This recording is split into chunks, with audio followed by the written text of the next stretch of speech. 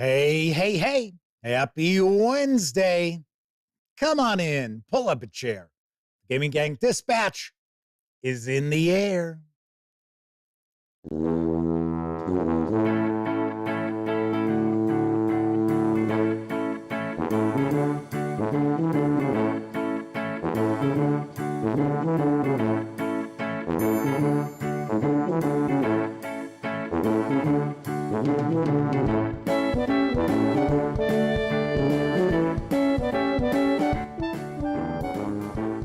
Howdy, gang, and welcome once again to the Duct-Tape Studios.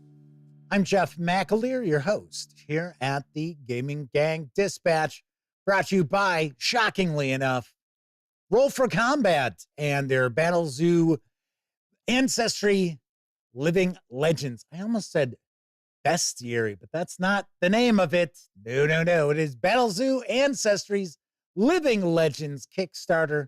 And of course, also brought to you by thegaminggang.com, of which I happen to be the founder and editor-in-chief. So welcome aboard, everybody. Tonight is Wednesday, March 26th, 2025. This is live stream 1170. If you're not overly familiar with the show, let me point out it's super casual around here. We just hang out talking about the latest in tabletop gaming news. And then sometimes I will pontificate about a topic related to our hobby.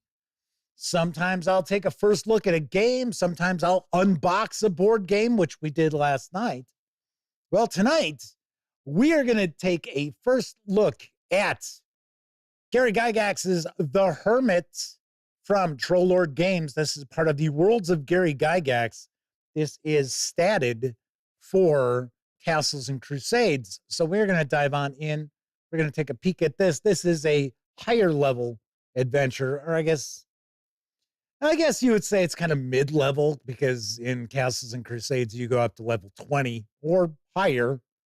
So yes, it's mid-level, because if I remember correctly, I think it's like 8 to 12, 8 to 10, something like that. So we're going to be taking a peek at that this evening. So stay tuned. I will mention, if you are tuning in for that first look, it's probably going to be about 35 minutes before we get to that, because we always tackle the tabletop gaming news first. Yes, that is right. But before we get into the tabletop gaming news, let's talk about our sponsor. That's right. It is Roll for Combat and their Battle Zoo Ancestry's Living Legends Kickstarter. I don't know. What do you think? Should we take a look at that fun kind of, it's like what, 2.5 minutes, the video? It's funny. It's kind of, it's a really entertaining video. I just don't want to burn you guys out on it. That's all. What the hell? Let's give it a watch. Hey, hey, what the heck's going on there? That's not working right. Hold on. No. There's nothing else to roleplay as in my tabletop games. I've been everything imaginable. A dwarf, a halfling, an elf, a sexy elf. Hey, Jeff. What? Yeah. What is it, Vampire Cop? I know you're looking to put weird little monsters into your game. Well, look no further. Battle Zoo Ancestry's Living Legends has 14 unique ancestries for your Pathfinder 2E or D&D 5th edition games. Radical! Like Swarmblood, a creature made of hundreds of other little creatures. Gargoyles, where you can disguise as an ordinary statue, but also become a warrior of the night. Look at them all. Angels, devils, sphinxes, evil eyes. I love them and I will die for them. And if you really want to go full sicko mode, you can be a fusion and play as an ancestry that combines multiple characters in one, like a chimera, two-headed giant, or even a hydra. You could either share this character with other players or control it all by yourself. I could have the power of both a low-level internet personality and a low-budget, sexy horror action movie? Visit Kickstarter.rollforcombat.com to get Battle Zoo Ancestry's Living Legends, which includes in-depth information about each creature's culture, society, and history. You also get hundreds of digital tokens and illustrations that work with any VTT. Go get your hands on all these little freaks today. Hey, can I join you? Sure, we can be a chimera now. No!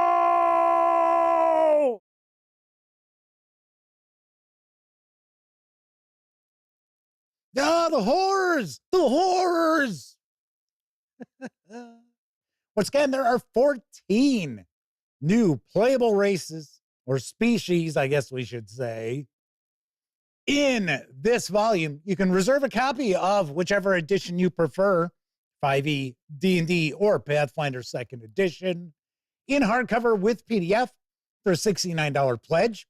If you want to grab just the PDF alone, you can do so for a $35 pledge. And if you want to sprinkle in a little Foundry action on top, you can do so for $99 for your pledge through April 11th.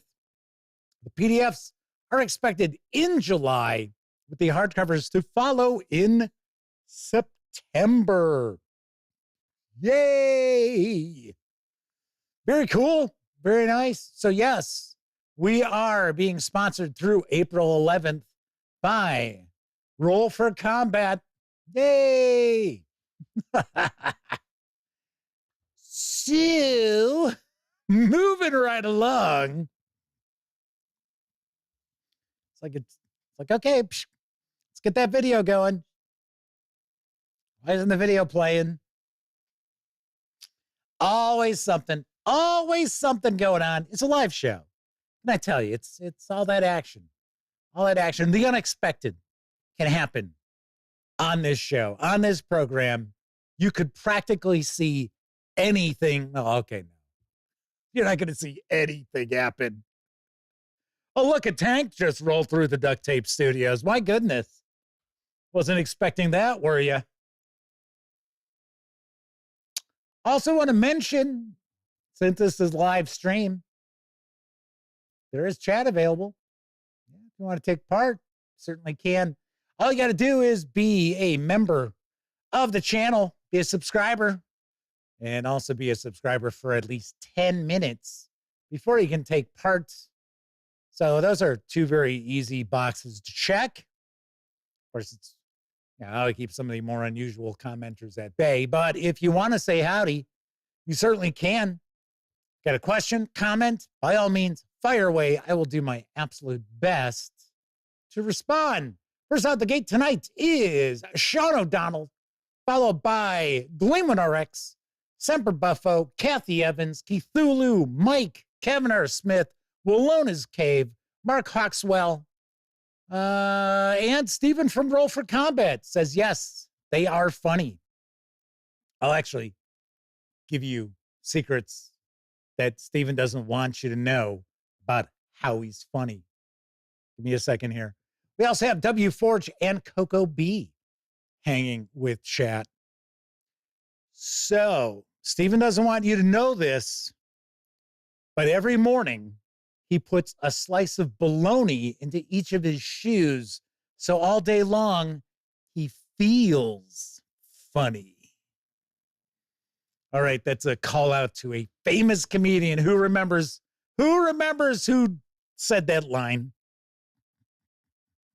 Coco B says they've seen spiders appear in winter even. Yeah, well, the kingdom of the spiders. I have seen a couple here and there, little, but I do spray mint around here. It kind of seems to have kept them a little at bay. We don't tend to see that many. Well, every once in a while, we'll see one coming down from above. Yeah, all right. All right.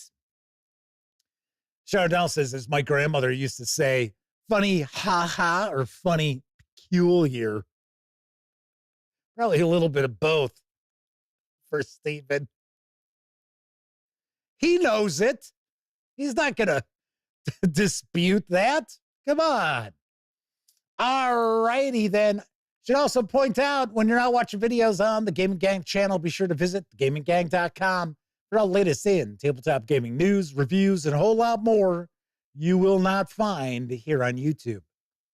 You know the drill. Get your geek on at thegaminggang.com. All right, let's jump on into the news, because there's a news story that people were kind of surprised that I did not share yesterday. I am sharing it today, and I will tell you why in just a few moments. But yesterday, Free League Publishing launched a Kickstarter for the Alien the Role-Playing Game Evolved Edition and some other items as well. Here's the skinny. Built upon feedback from thousands of players over 5 years of adventures, Alien the Role-Playing Game Evolved Edition delivers an updated and streamlined version of the Alien role-playing game fans know and love. The updated core rules include new artwork, new content, and a variety of new tools for players and game mothers alike. And I got to be honest, I do not like that term. It's just an oddball term. I will stand on that. I will die on that hill. Game mothers sounds odd. All fully compatible with previous releases and game material. Thrilling new aspects bursting from the Evolved Edition include a bold new look and feel to the core rulebook, with all new page layouts by Johan Nohr of Meekberg fame.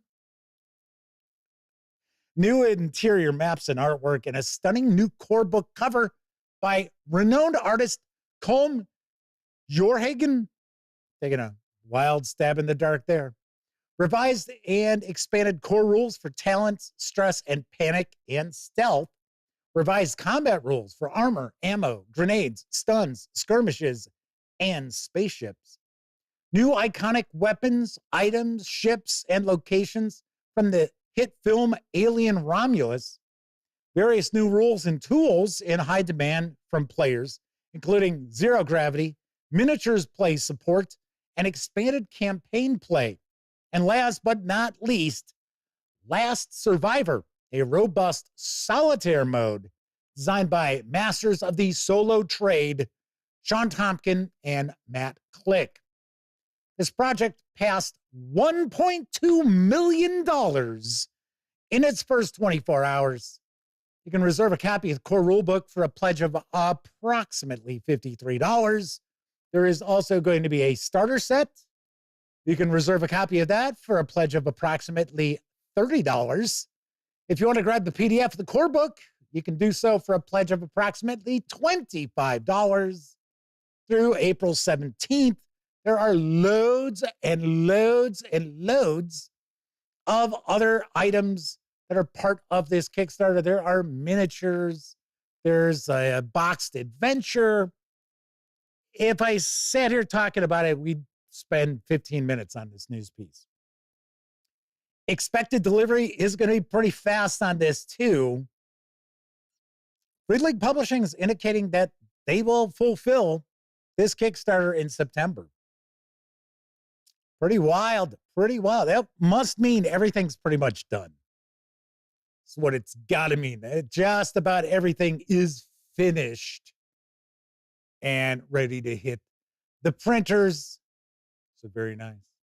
Semper Buffo says they're going to wait until retail.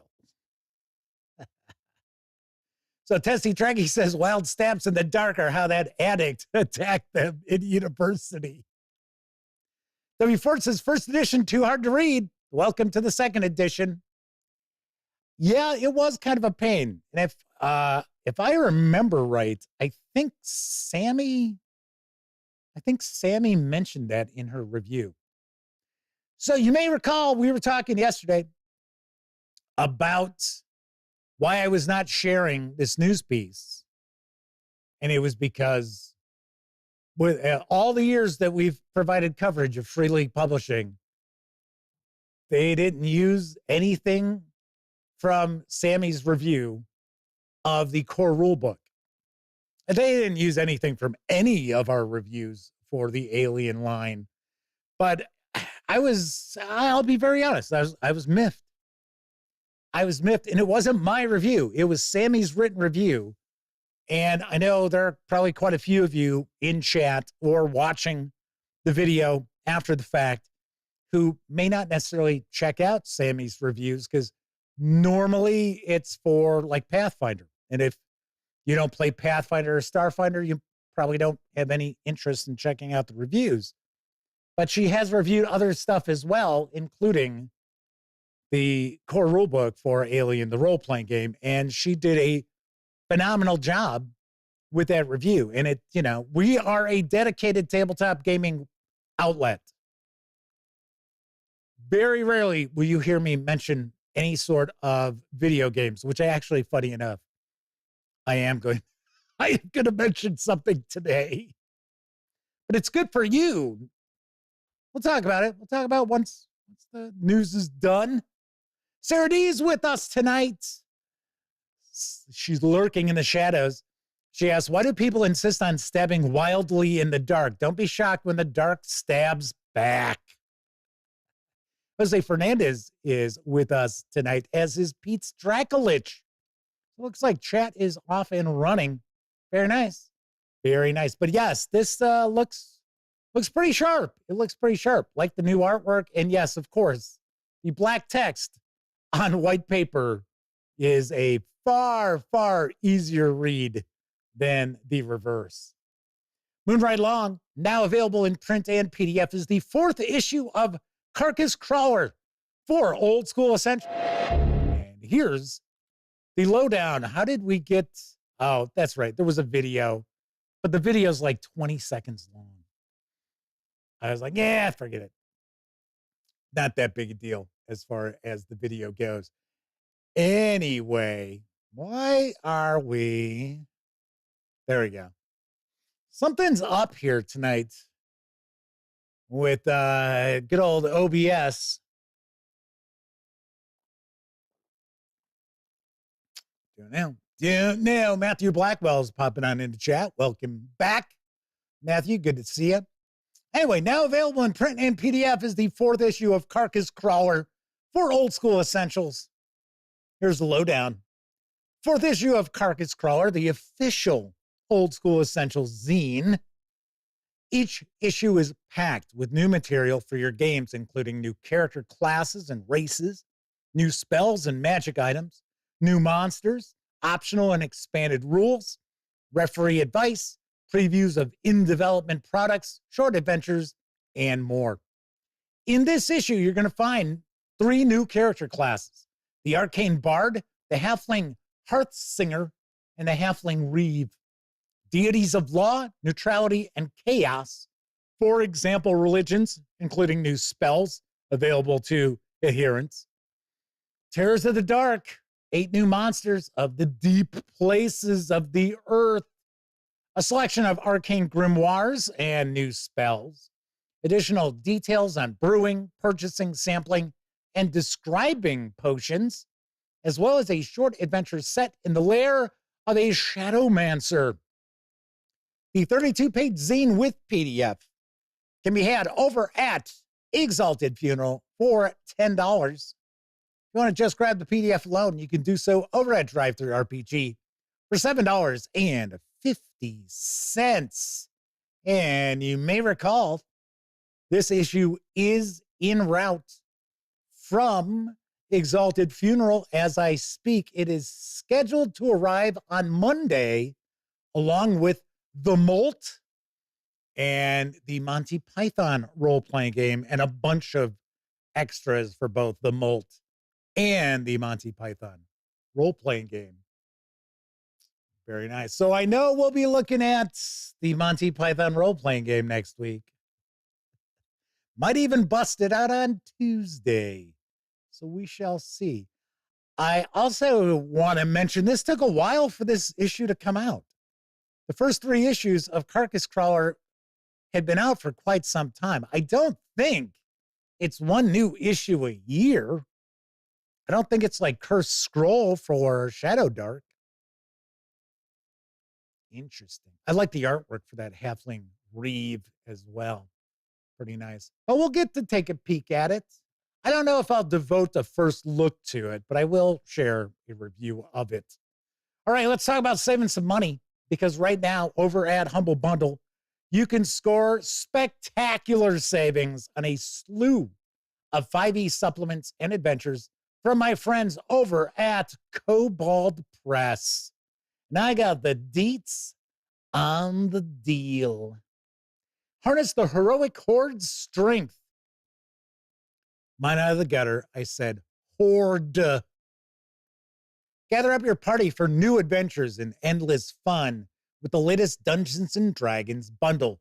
The Heroic Horde Bundle is a hot collection of tabletop role-playing game books from Kobold Press.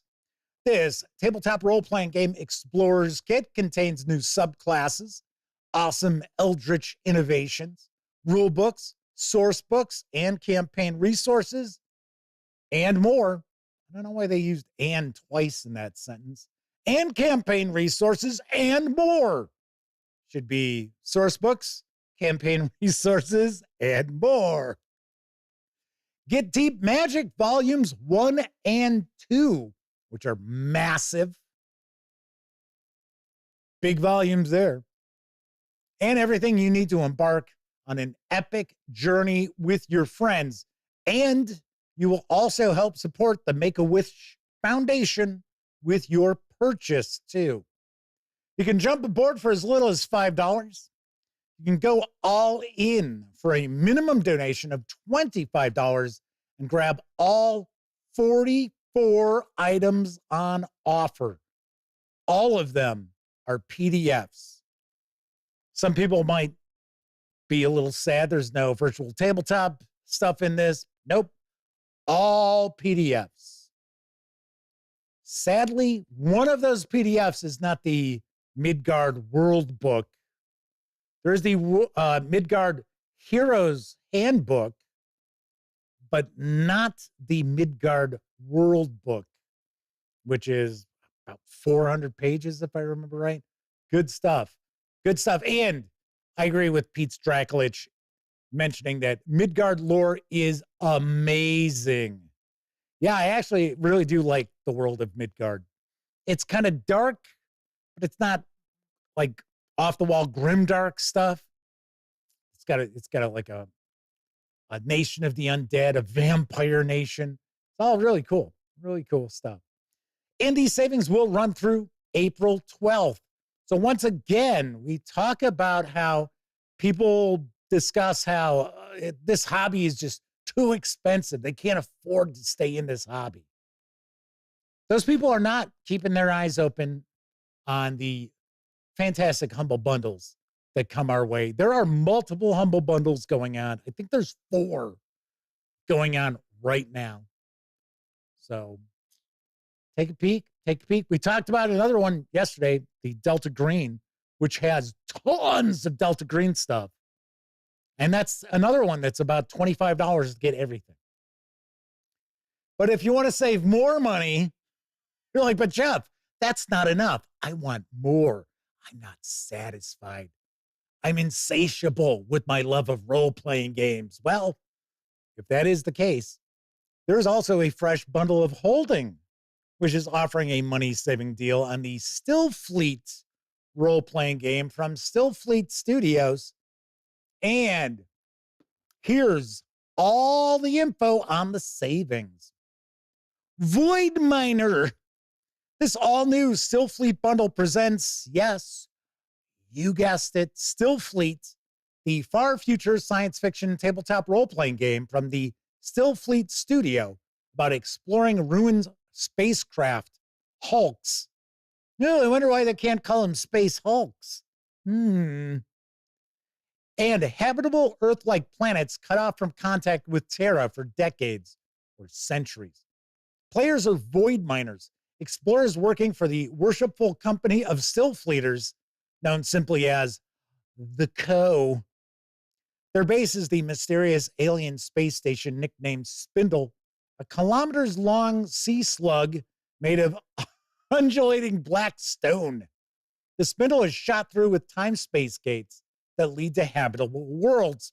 Using the flexible grit system, you can play any sapient species from a human, post-human, to a giant bug, a mobile xenocacti, or an AI that projects an invulnerable hologram. No matter what type of void miner you create, you'll have to contend with a venal co company, that sends you out on dangerous ventures at short notice for confounding reasons. The cosmos of Stillfleet is hilarious and horrifying. The struggle's all too real. For just $9.95, you'll get both titles in the starter collection, which have a retail value of $34, as DRM-free PDFs, including the complete Stillfleet core rulebook and the nanotech-based character expansion, Subtle Fluid. And if you pay more than the current threshold price, $20.20, which has probably changed since this afternoon by a handful of pennies, you'll level up and also get the entire bonus collection with 3 more titles worth an additional $44, including the espionage-focused regional gazetteer Cadita, the 8-scenario anthology Peregrinations Volume 1. Not sure what a peregrination might be. And the full-length introductory venture, The Sleeper in the Sky. Next, you can also check out Stillfleet Studios' new Backer Kick campaign. Might actually mention that on tomorrow's show. I'll have to take a peek, see if it's worthy of your attention, like this bundle of holding is. And these savings will run through April 14th. I know nothing about this role-playing game. Zero. But it sounds pretty interesting. And if I recall correctly, I think the grit system is relatively rules light. In fact, it might even be, it's either a D6 system or it might be a PIP system. Or I could be completely out of my mind and it's neither. For some reason, it's kind of hit me like, yeah. I don't think it's grit as in what we just looked at, though. The one I just did a first look at a couple of weeks ago, grit. I don't know if it's that. I don't think it is. Stephen from Roll for Combat says, why can't you be both? It is possible. I could be right and out of my mind very easily. And Darius Termina is with us tonight. There's some discussion of the coconuts, which come with, well, no, I should say they are extras for the Monty Python role-playing game. And yes, they are part of the package heading my way. As far as I understand, it is the whole shebang. There might be a few items that are not in the mix, but I want to say it's got the dice, it's got the coconuts, got the Game Master's screen. So I would take a guess. I think it's probably the deluxe edition, which is in transit as I speak. Final news piece of the evening. There was an interesting looking Kickstarter which caught my eye. It is the Pot-Bellied Kobold's Guide to Villains and Layers for 5e. Here's the latest from Jeff Stevens Games. Imagine a monster-style book, but with villainous non-player characters instead of monsters. That's what you're getting when you back Pot-Bellied Kobold's Guide to Villains and Layers. 30 villainous NPCs and 10 unique layers to add to your game. A book of unscrupulous characters with developed histories, motives, and unique equipment that you can easily drop into your ongoing story as a one-shot adventure, side quest, or as a larger threat during the campaign. Many of these NPCs are humanoid, but There are also included a few monstrous and undead creatures. Over 30 NPCs are included in this supplement. Each NPC has a color image, stat block, motivations, flaws, history, and suggestions for how a GM might add these scoundrels to their game. Hopefully, there are also tips on how to utilize those NPCs in an adventure. I know.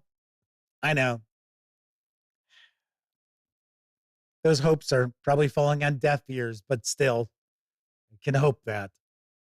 10 of the villains have mapped in detail layers, minions, traps, story, and treasure are found in these unique locations. There are more than 20 new items, including specialized equipment, magical items and weapons, and new potions.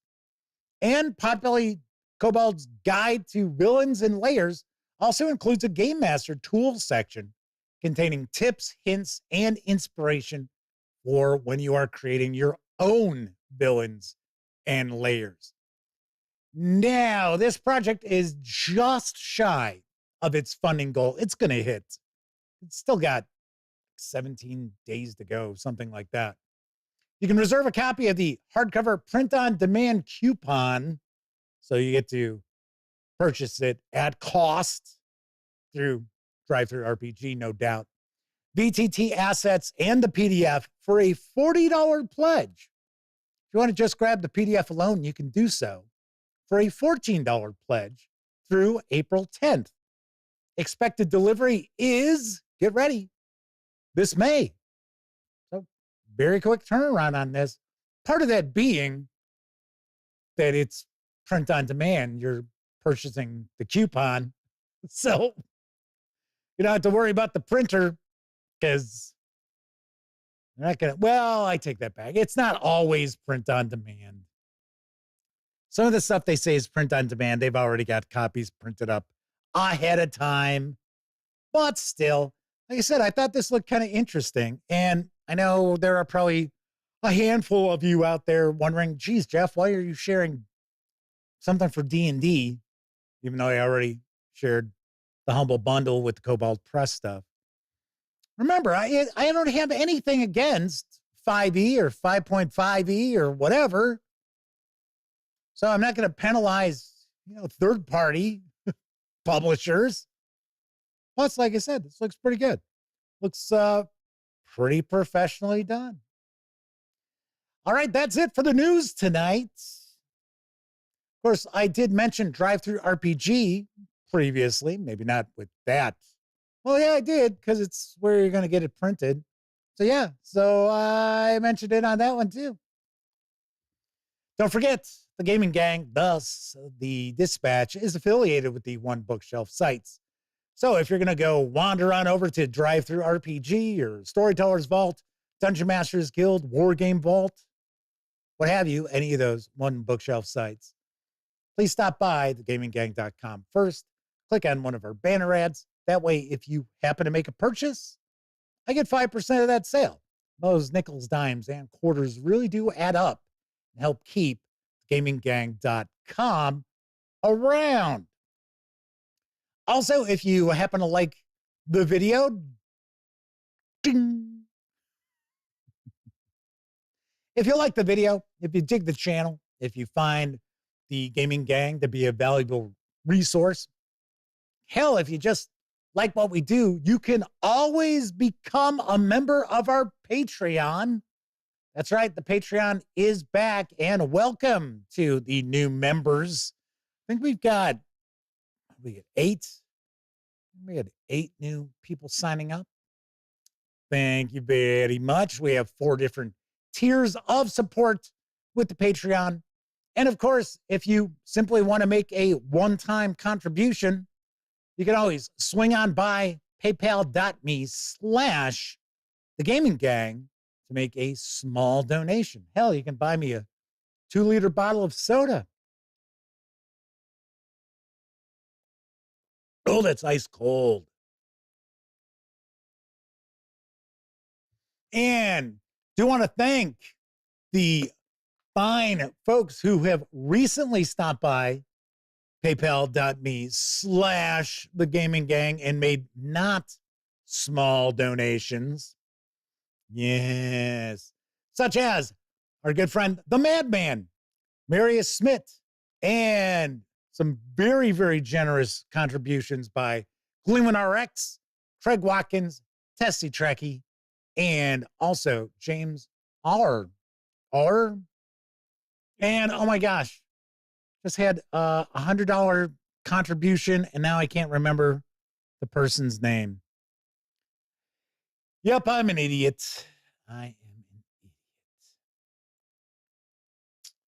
Anyway. All right. So, hey, big thank you for those people as well. And thanks to anyone who uses those banner ads and or has signed up for the return of the Patreon or stop by paypal.me/the gaming gang. It is truly, truly appreciated. And of course, there is also our new Discord server. I know some of you have signed up and went and checked it out. Keep in mind, it is an ongoing project, right? It's not finished by any stretch of the imagination. And of course, it's a Discord. So the more people contribute to the discussion, the more fulfilling, I guess it will be. We do have some members only areas, which are only available to those of the Patreon members out there who decide they want to join the Discord server. So once again, I am going to point out, if you are interested in joining the server, you don't have to be a member of the Patreon in order to join. Email Jeff McAleer at thegaminggang.com. I will send you an invite to check it out.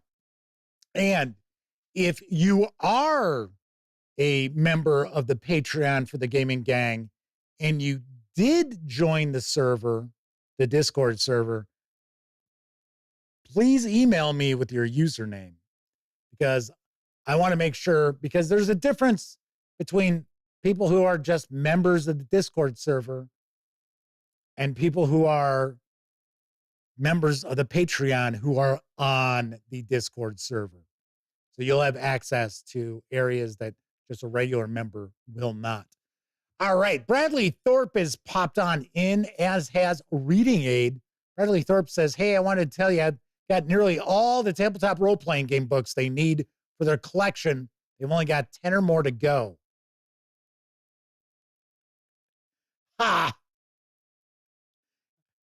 Are you joking, Bradley? You're joking, right? Because any RPG fan never has a complete collection of anything.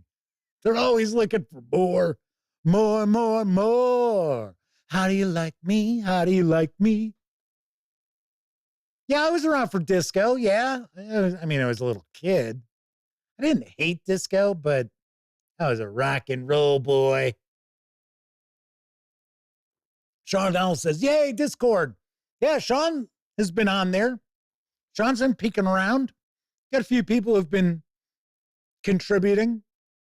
I think one of the topics we got going on in the role-playing game channel is something that was brought up yesterday, and that is the discussion of what RPG deserves a new edition.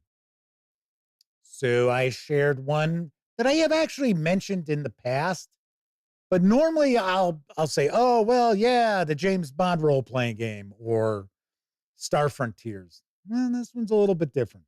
There are also some voice chat channels as well. I've got a couple of those set up.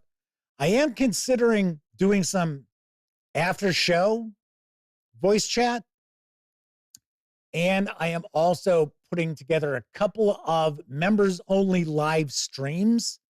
And that is for members of the Patreon, not the Discord server. And it's probably shaken out to like lunchtime on Mondays. So twice a month. So we'll be doing that. Keith Ulu, Andrea True, who was also a porn star, Yeah. You don't need to know how I know that.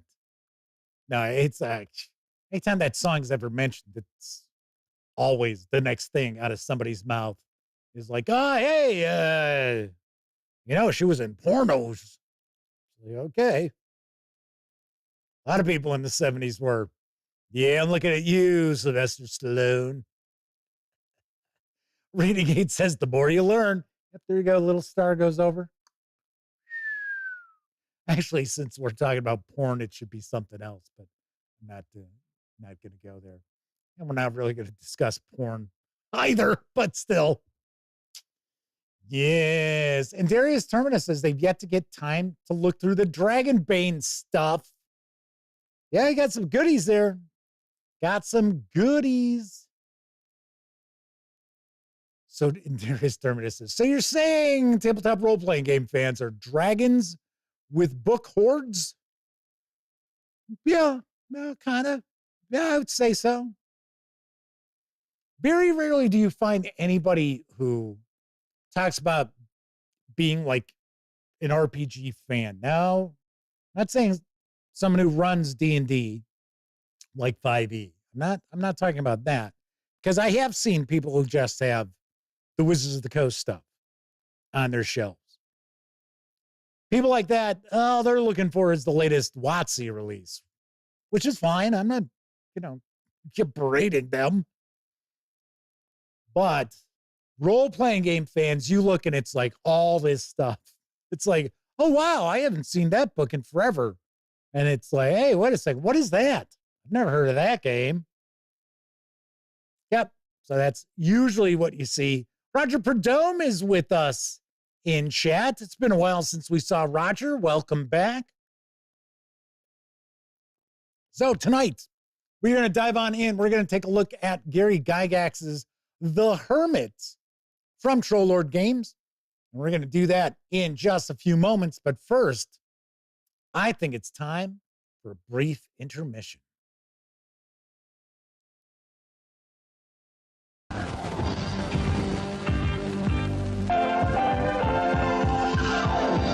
It's intermission time. Time for refreshment.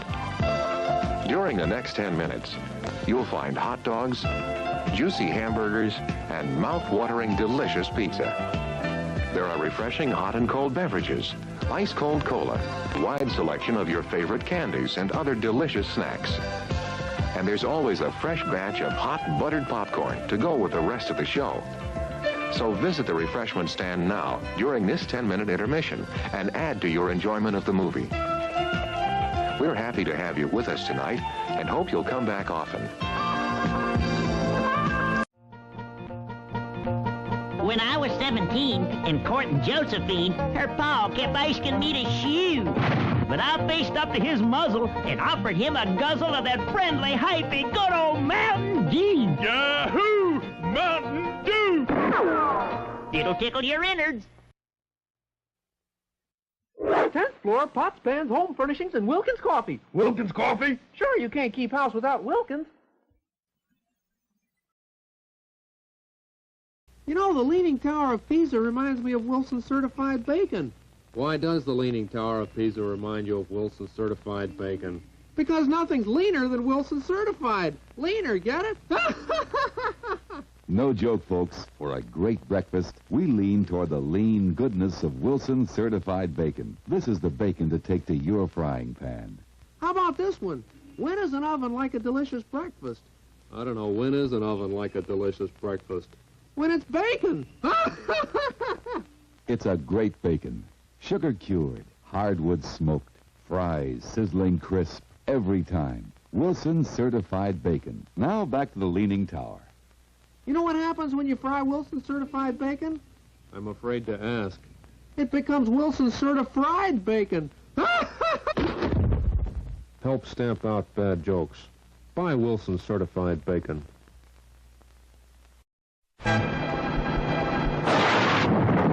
Cannonball. An old cannonball is going to be passing you like you weren't even there. Anyone can enter, and anything goes in a squealing, smashing outlaw race across America. I want to make a little bet on the Trans-American Grand Prix. Can you handle $20,000? Gentlemen know each other, don't you? Mr. Redmond, Mr. Buckman. I believe we run into each other once or twice. It's a cross-country demolition derby. I mean to win this one. And if you so much as come within 100 miles of me, you're going to wind up with my tire tracks right up your...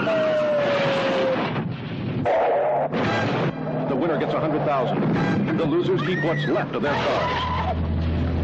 Nice, huh? Get me the highway patrol. We're trying to get a word here with Brad Phillips, organizer of the race. Brad, tell me, your race has been called an outlaw sporting event. Do you have any comment on that? Well, the police and safety officials around the country get upset because our drivers tend to exceed the speed limits.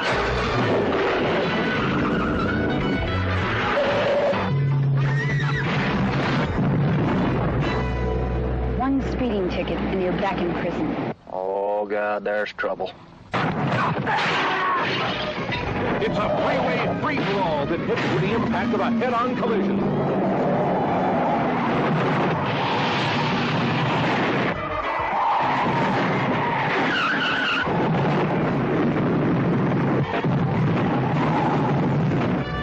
I thought this car could beat anything on the road. This car the winner. Cannonball.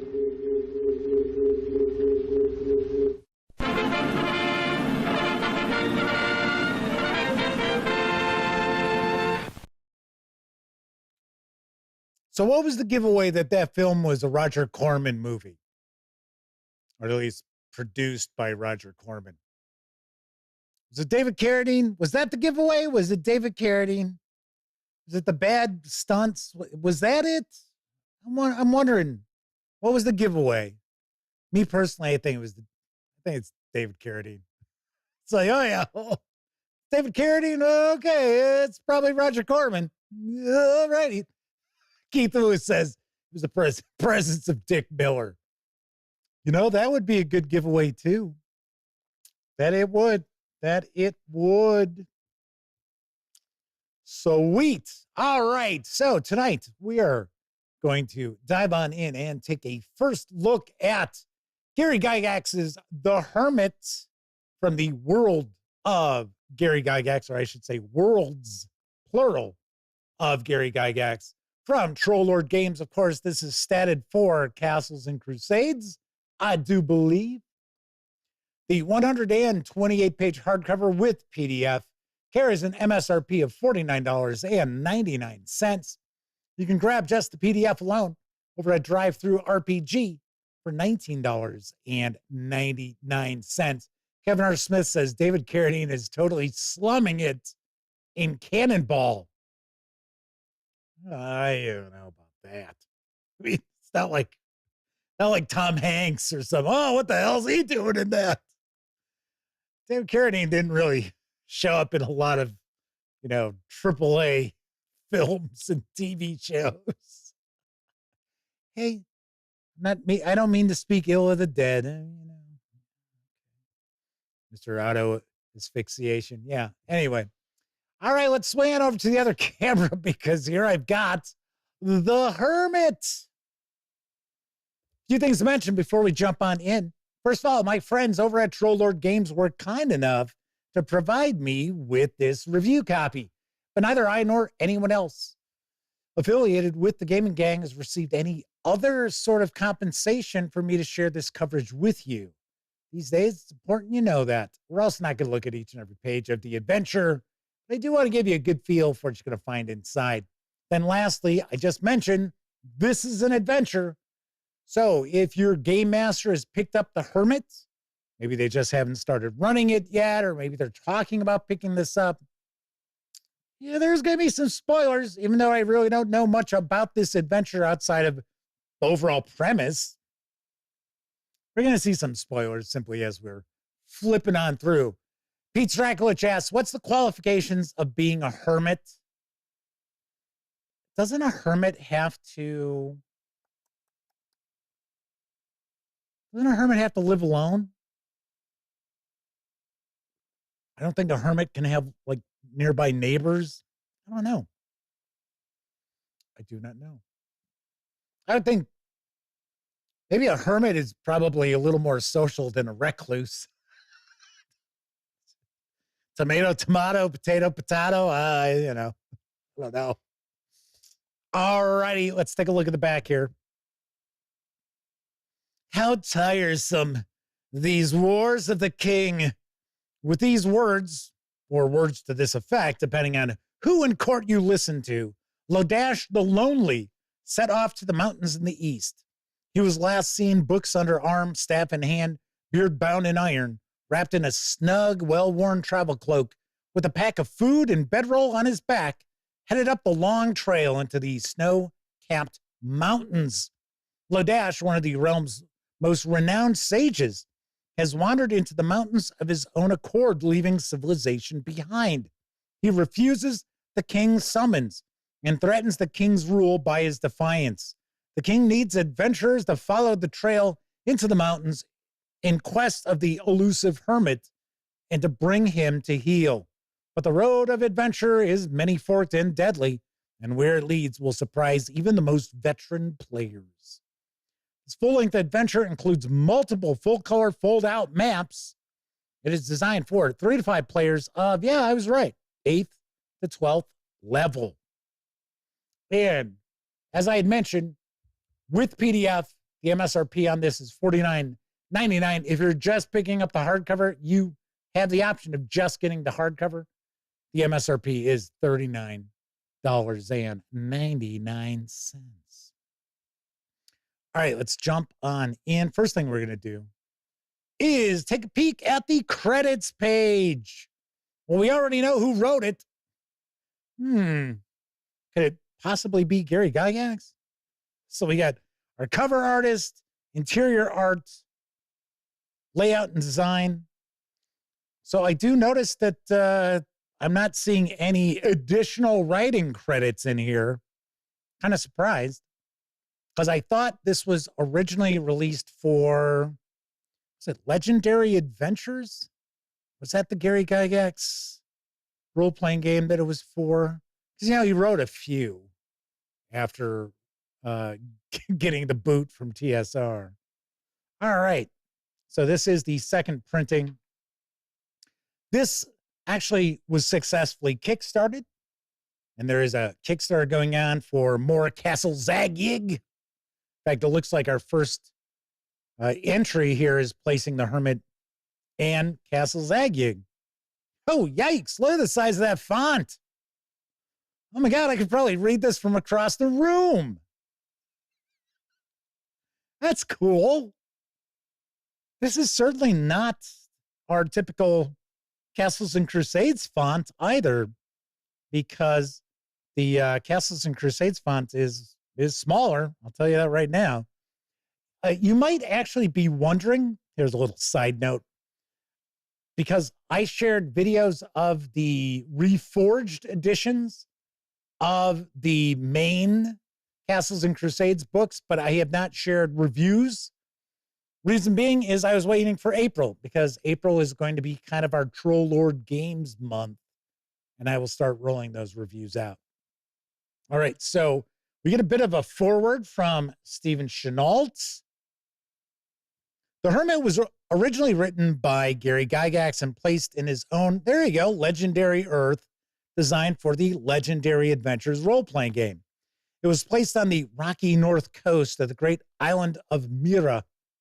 As these publications are currently unavailable, it is advised to take this adventure and place it in your own home world or in the Troll Lord Games world of Erde.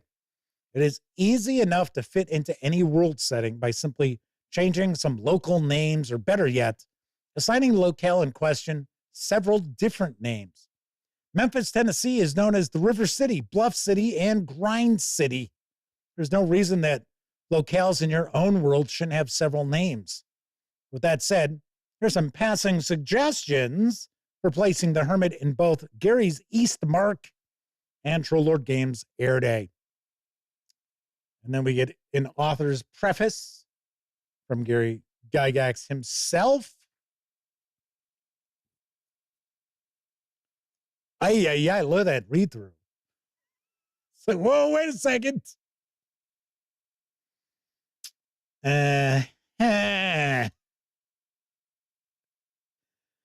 Okay, all right. Little surprised by that, but okay. So we get our background here. And we got our box text. Oh my God. Really? Come on. Yeah, I'd be paraphrasing this stuff. So, as far as production quality, paper stock's nice. As you can see, it's got a matte finish. There is absolutely no glare, no sheen whatsoever. Lodash the Lonely is somewhere over 150 years of age, and if he is a human, he surely is an unusual one. You have been informed that he is amazingly spry and strong for one of his years, and that he can still wield a sword with great skill.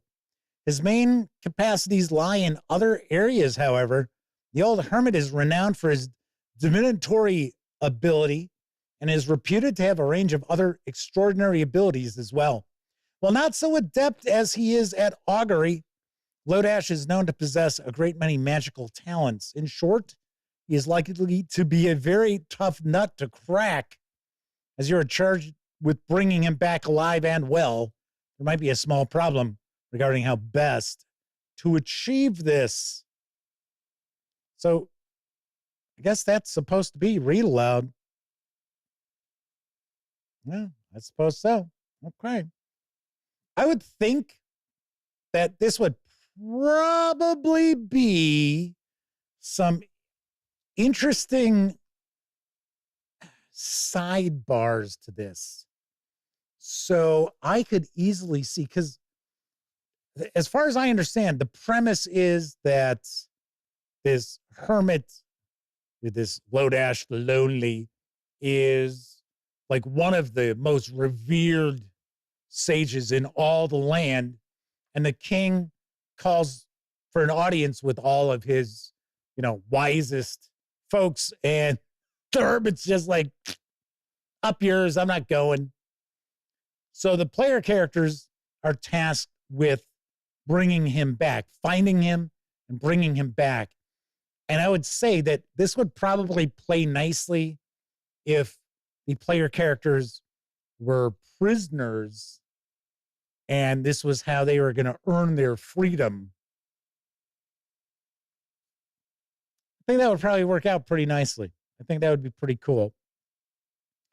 All right, so we've got our outdoor map. We do have a fold-out map here. Let's take a peek at that. We also have some, almost looks like player maps here. Although that's a dungeon, because they don't look keyed. No, they're not keyed. Interesting. So we got our random encounters, our set encounters, gargoyles, spiders, the dell of the hermit. We've got leprechauns. The hut of Lodash the Lonely. The rocky area before you is verdant and shows signs of care. It is no doubt the dwelling place of Lodash the Lonely. Why, is there a sign? Pete Strakowitz says, hermits make for amazing writers. Yeah, usually they have some sort of manifestos that they send out.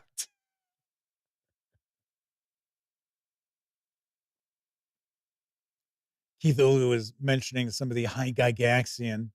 That's already in here. Kevin R. Smith said Gygax loved him some boxed text. And it's funny because,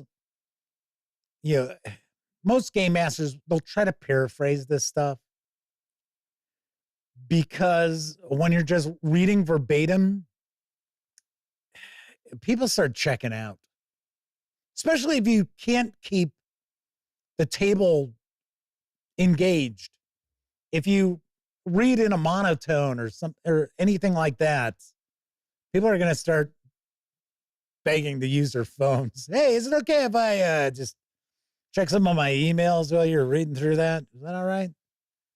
No? Oh, okay. Jack Hanks is with us tonight. Good to see you once again. Thanks for joining us. I do like the production quality of this. I also noticed that the maps have a bit of a kind of a cartoonish vibe to them. Not terrible, but so this is no doubt. There you go. Here's the hut. It's got a bearskin rug. So we've got all these keyed items here. And of course, Lodash the Lonely is nowhere to be found. Kevin R. Smith says, especially if it's written in high Gygaxian. Yeah. Can you imagine doing read aloud? And not only is the game master reading words that he or she is not familiar with what the actual definition is, but neither is anyone else at the table. Yeah. So I always say one of a game master's best friends is a thesaurus. And I guess I could float out the Troll Lord Games role-playing game thesaurus that they offer, which is actually really well done. They've got a couple of game master aids like that. All right, so the place of gloom. So looks like we've got these needful things. Are these items that the player characters need to find in order to assemble something? No, maybe not. Because we have a needful thing here, which is a miniature castle tower of ivory. I think we just had a wooden dowel was a needful thing as well. Ah, the cadaverous woman who was a zombie. Kobolds. Oh, so far, no big bads to task 8th to 12th level characters. I'm guessing that things are going to get far stickier as we're flipping on through. Pete Strakovich mentions that the Troll Lord Games thesaurus is a great thesaurus. They use that one.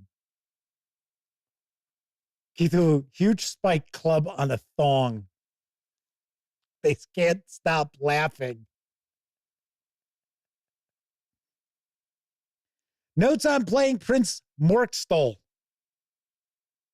There's no map of Morkstol's dome or of his castle and handful of attendant outbuildings that are enclosed therein.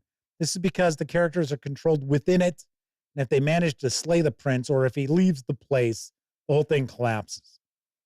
If they succeed in rescue, I guess we better not read too much further. There's a major spoiler popping up there. Well, I can certainly see that everybody is able, well, if you're watching this on a relatively larger screen, everybody can make this out pretty well because people are commenting about descriptions in the high Gygaxian. If the characters don't play along, yeah, slap them around.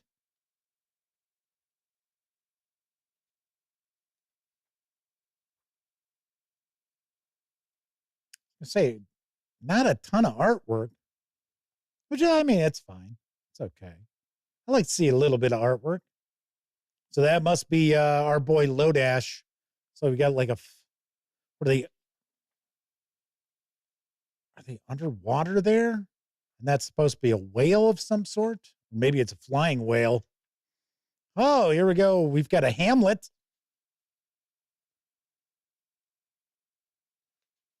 The bakery and tea shop. Oh, I wonder if they've got dwarves making hot cross buns.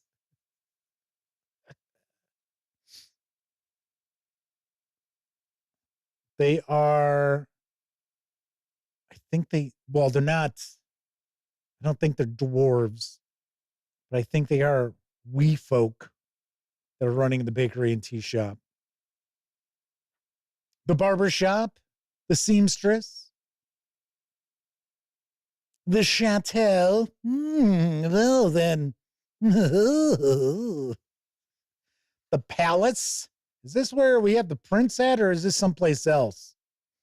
Because it looks like that prince is probably our big bad. And wrapping up. That's kind of cool. It's a demon. So then we get into our appendices. We've got outdoor encounters, pond encounters, new monsters. So we've got some new fae. Those right here, the Elion, were the folk who were running the bakery. Like I said, it looked like they were, just the description, they were wee folk. It says here they are very small fairy folk who are reclusive and shy. They have certain supernatural powers, like baking. Oh, there's the leprechauns. We saw them early in the adventure. Ogre Warhound. So we got quite a few monsters in here. Thought maybe we would get a little more info about our NPCs, but I guess not. It's probably a little too much of a modern approach. Seeing that I believe this was written in 2002 that we saw the preface from Gygax. We got some spiders, I knew that. And a couple of new magic items, bearskin cape and hood of obedience. Chris Lundgren is hanging with us, asks, what's the cost? So if you want to get the hardcover with PDF, it's $49.99. If you want to just get the hardcover alone, it is $39.99 as far as the MSRPs. And then you can get the PDF over at DriveThruRPG for $19.99. Mateo is also with us in chat. Good to see you once again. Right, so there is a peek inside Gary Gygax's The Hermit from the worlds of Gary Gygax from Troll Lord Games. Once again, this is statted for Castles and Crusades. I did notice that in the book when we were kind of taking a peek early on. It did mention that. And I guess originally it was written for Legendary Adventures, which was a fantasy role-playing game from Gary Gygax back in the day. All right. Kind of cool. I actually liked how the fonts were large.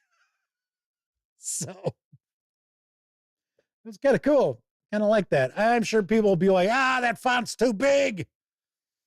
Getting ripped out. It's artificially inflating the page count. I don't know. So once again, that was a peek inside The Hermit. I will have a review of that in the not too distant future. As I mentioned already, April will be Troll Lord Games Month here at the Dispatch. Well, I should say here on the channel, because I will be sharing reviews of a good number of Castles and Crusades items. There you go. WoW Sulfate, I think that's what it says. WoW Sulfate is with us. I believe this might be a first-time visit in chat, because the nickname's not ringing a bell. Said, I like the big words. I like the high Gygaxian. I like confusing my players. Can you imagine sitting at a table and Gary Gygax is running the game? Well, okay, you can't imagine it now because that would be pretty freaky since he's passed. But back in the day, could you imagine just sitting at a table? He's running a game and he's, what the hell is he saying? What does that mean? Can I get a definition of that word, please? So yes, WoW Sulfate says, yes, they are new. Well, welcome aboard. Make yourself comfortable. Wow, we kind of zipped through that pretty quick. Hopefully we have a quick show tomorrow because I am planning on watching the Chicago Cubs. Well, they already opened the season in Tokyo. They'll be opening their road play in the U.S. out in Phoenix. I used to go see them play when I lived out in Arizona. It's a pretty decent ballpark. It's all right. It's not the worst ballpark I've seen. Fans were a little weak. Fans out there, they didn't make a lot of noise unless, they were being told to make noise, which as a Chicago fan, found that kind of weird because we never had to worry about that going to Wrigley or even going to Comiskey Park, because even though I'm not a Sox fan, I've been to Comiskey Park plenty of times, usually rooting for the visiting team, almost always. So yes, tomorrow night. And if you are a baseball fan out there, I know the Madman's not with us tonight. He's probably running games. No, he's a baseball fan. Very cool. Very cool. So, anybody got any topics you want to tackle for a few minutes? Kind of take the show to the middle of the hour, to the bottom of the hour. That's the phrase I was looking for. Sean O'Donnell, you'd have people on rooftops audible from within the confines. Oh, yeah. Chris Leonard, which area is safer to go to the games, Cubs or Sox? Well, I'm not. I don't want to rip on the South Side.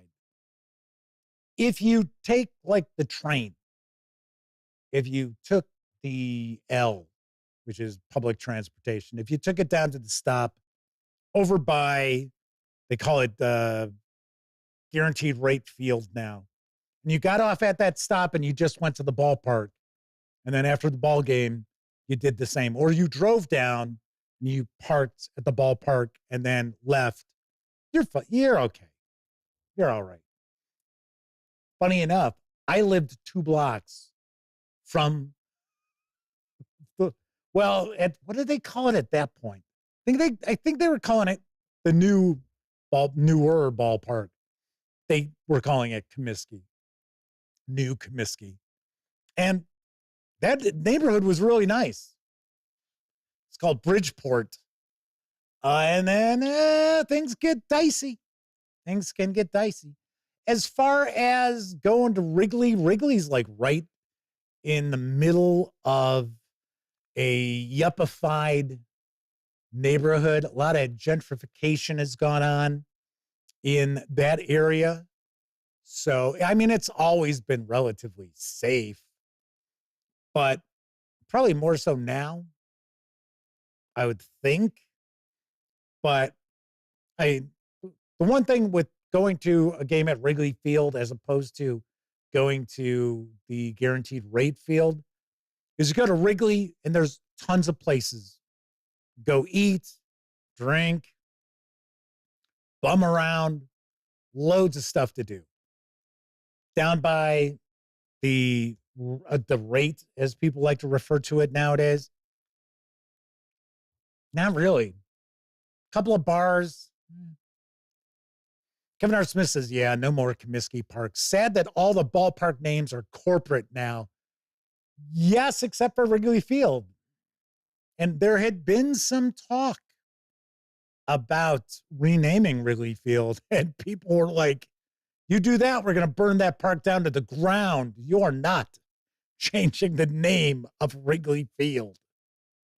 And there had been some talk about trying to work something out with Wrigley Gum, because, that's the family who owned the Cubs for a long, long time. So, Rick Loveday is with us. Says, attention, split raid Blackwing Layer. Glad to see you guys, though. I have no idea what that means. Well, Sulfate says, never been to Chicago. It's a good town. Is there crime? Sure. Sure there is. Crime everywhere. Come on. It's just the society we live in now. But compared to any other big city, it's about the same. It's about the same. Sean O'Donnell said, joined from another stream, I guess. Could be. Chris Leonard says, back in the day, the Cubs practiced on Catalina Island back in the 50s. Yes, that is very true. That is quite true. Just like out in LA, there was a ballpark, and it was Wrigley Field.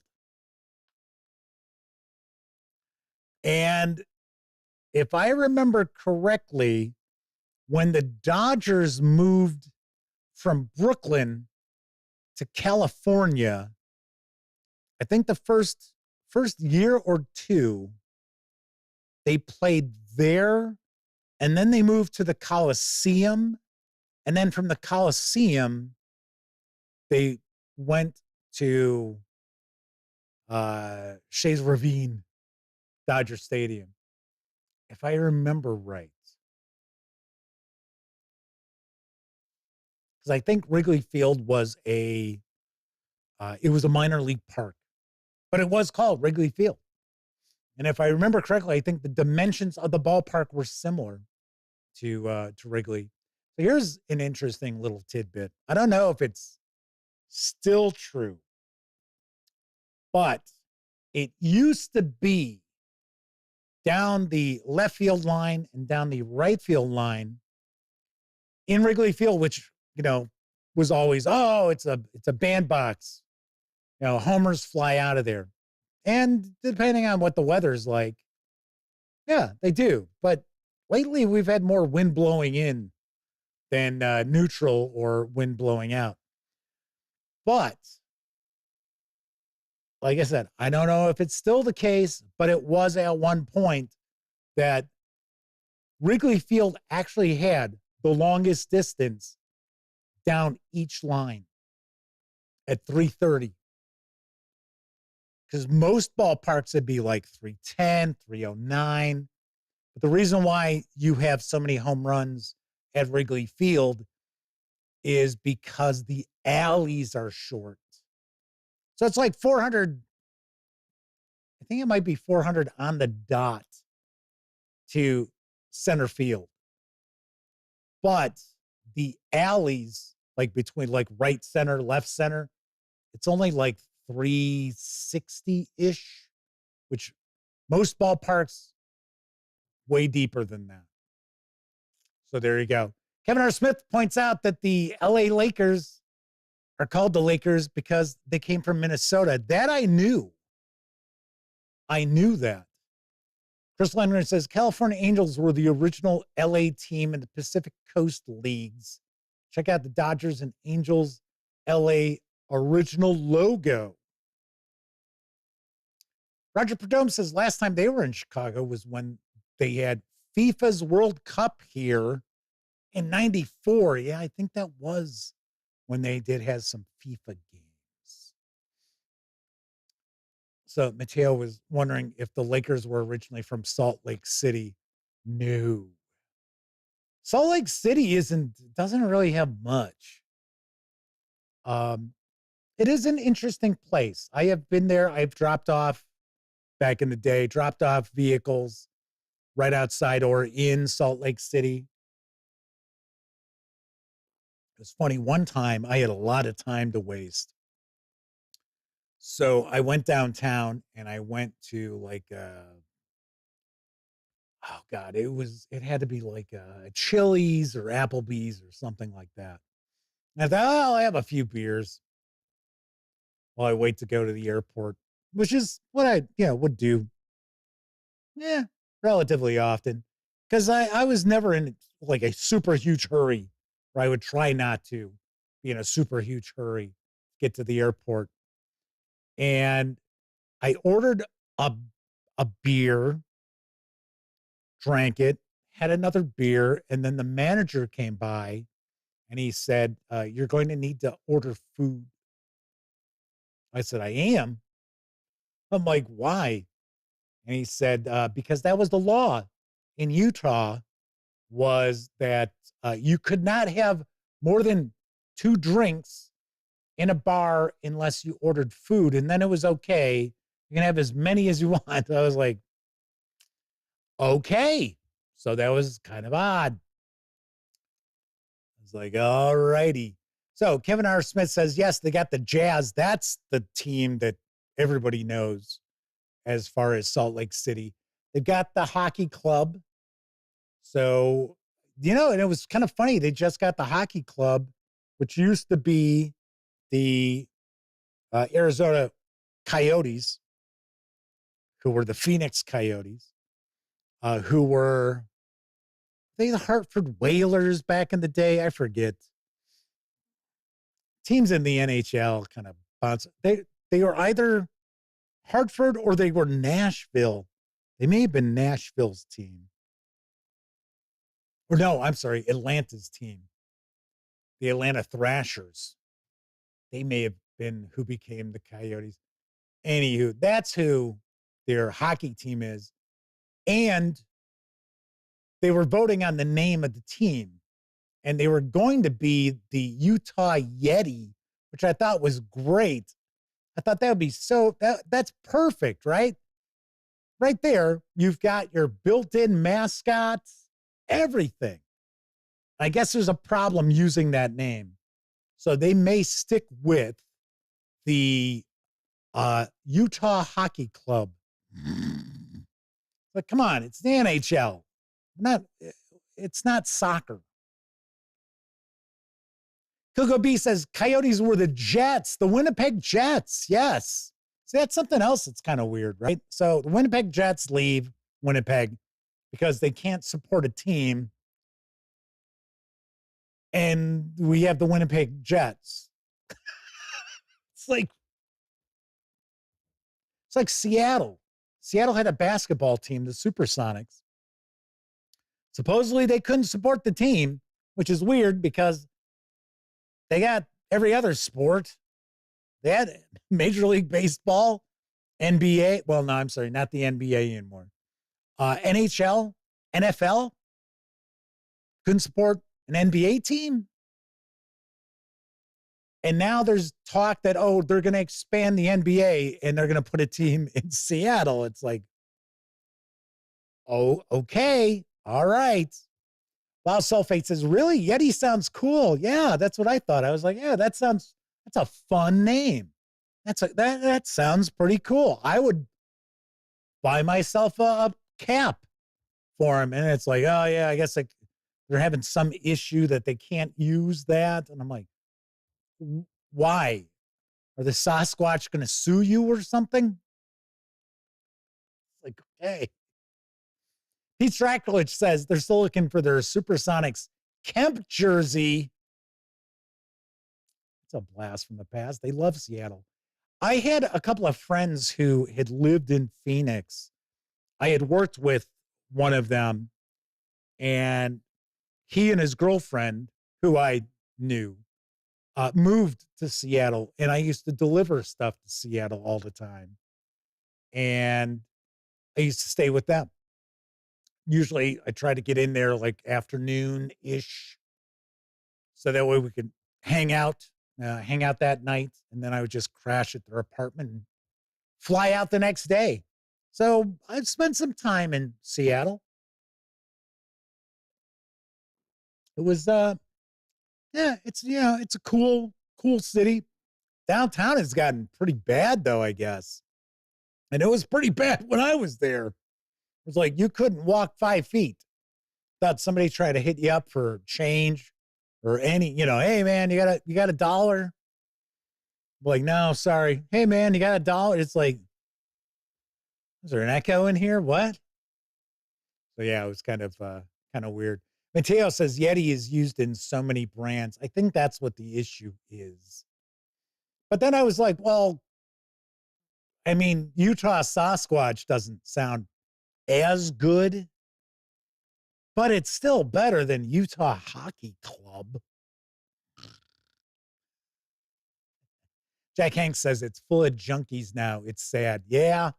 And it was kind of like that 6-7 years ago. You know, it's pretty wild. I think I haven't, if I think about it, I don't think I've delivered something in like 8 years. Man, time really flies. You know, when you're a kid and people tell you, yeah, when you're older, time flies. And you're like, yeah, bullshit. You're so full of crap. Summer's never going to get here. Then you get older and you're like, oh my gosh, time really does fly. It's like, holy cow. Funny enough, I should mention this. I was talking to my brother earlier today, and as far as like San Diego Comic-Con goes, we would go because I get 2 press passes, and I got them for this year. They've approved us. And it's normally, if you follow the gaming gang, you know this, but it's normally my brother, his friend David, myself, and my best friend, Elliot Miller. And I was talking to my brother, and he's like, yeah, I really want to go to San Diego Comic-Con this year because we did not go last year. And I said, there's no way. I'm like, there's no way. I can't afford it. There's no way. I said, at this point in time, I don't even know if I can go to Gen Con, which is, you know, something that's important to this outlet. So he's like, yeah, I know. And he said, you know, I was thinking maybe I would pay for your portion of the room. I was like, what? Like, I don't know who I'm talking to, but whoever this is, you better get my brother back on the phone here. I was like, really? Because that's like, if we were going to stay at the Embassy Suites downtown, right down the street, which we've done once before, which was awesome. It was excellent. It was like, yeah, just took us about 20 minutes to get, and it was because of the crowds. It wasn't because of the length of the walk, right? It's about $400 a person, if maybe more than that. Now, I have no idea what the cost is, but I was like, seriously? Well, yeah, I've been thinking about it. Because the reality is, I would think this would probably be our last Comic-Con, or at least probably our last Comic-Con we went to with press passes. So, and without a press pass, I would not go. And I enjoy Comic-Con. I have a really good time. Just has, you know, not something we really cover, right? We do the comic book stuff on Sundays, and that's about it. So it's like, so Sean Dawes says, big bro to the rescue. Yeah, Sean met my brother. He played some games with us at Polar Vortex, and Sean was hanging out with us. So, yeah, I was kind of surprised. Well, I mean, who knows? A week from now, he might be like, yeah, I can't do it either. So, like, okay, all right. Chris Leinrich says, WonderCon, Jeff. Yes, we had passes for WonderCon because it's owned by the same group that runs San Diego Comic-Con. In fact, I think WonderCon is this weekend. Chris says, I know Chris works at Disneyland. Love to treat you if I knew ahead of time. Sign you in. You know, Elliot, when he would go to Comic-Con, he would always leave first thing Sunday morning. So he wouldn't hang out Sunday because he would take the train up to LA. And I guess, I don't know if they still do it, but Disney had a thing where if you were press, and of course, using that term lightly, you could get a day pass. You could arrange a day pass. And he did it like once a year. So he would go up and he would go hang out at Disneyland for the day and then fly back to Chicago that Monday. So I never went with him. I never Because like I said yesterday when we were taking a look at Happy Camper, the Donald Duck game from Maestro Media, I like Disney. Yeah, Disney's cool. Would I be like, oh my gosh, oh, there's a new Disney movie? Oh, no. Even like Star Wars and stuff. Didn't watch Andor. I don't foresee myself watching it so I could watch the second season. And it falls into that whole Han Solo thing where we talked about one night why I saw Solo. I thought it was fine. I thought, it was better than I expected because I heard people were like, oh, it's awful. I thought it was all right. But the thing is, we already know how Han Solo dies. And it's like, I watched part of the Obi-Wan Kenobi and, acting was great. But once again, it's kind of like,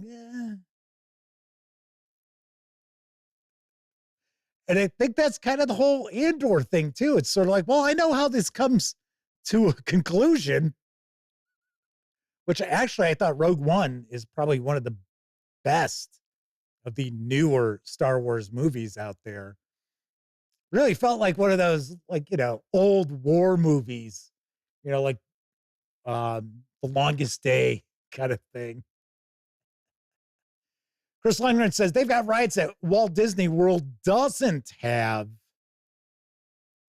Sharon Dowell says, didn't Midnight show Snow White? Wild Sulfate says, I'll never forgive how they messed up the Mandalorian shows. I watched the Book of Boba Fett and I was like, I could not get past the biker gang. That was awful. I was like, my God.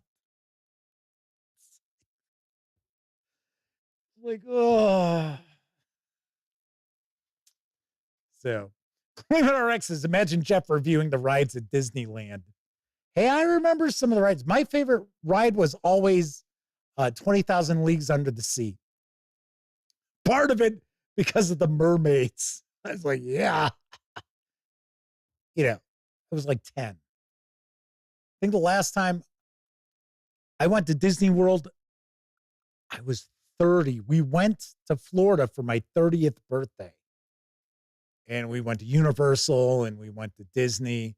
And the first thing that I had noticed was how small Disney World felt. Now, we didn't go to the other parks. We just went to Disney World. And it was like, wow, this place as a kid was like, oh my gosh, this is massive. And then as an adult, you're like, really? We've walked through the whole thing? Really? So, while Sulfate says Book of Boba Fett was horrible. yeah. And those bikers, ooh, they took that down a couple of notches in my book. I was like, it's all right. And then bikers were like, twice they were in it. And I was like, oh my gosh. What are they like on scooters? What the is this? All righty. So that is it for this time out. If you're curious, tomorrow's show, we are going to dive on in and we're going to take a look at the troubleshooters from Helmgast. So that is what is on the horizon for tomorrow's show. Yes. If you're watching live, thank you very much. If you watched live and took part in chat, I'll give you a tip of the cap because not only are you keeping me company while I'm doing the news. Well, actually, I take that back. Not only are you keeping me company, you're keeping each other company while I'm doing the news. That's better. Or doing a first look at a game book or unboxing a board game, what have you. So it is much appreciated. But of course, I know a lot of folks out there, you don't have an opportunity to watch live. Doesn't matter if you're watching live or on Memorex. Thank you for taking time out to watch any of the over 2,100 videos on this channel. It is highly, highly appreciated. If you like the video, by all means, please give it a quick thumbs up. Subscribe to the Gaming Gang channel if you haven't already. And if you do subscribe, Don't forget, ring that bell, because it'll not only let you know when the Dispatch streams live Tuesday, Wednesday, and Thursday evenings at 7 p.m. Central.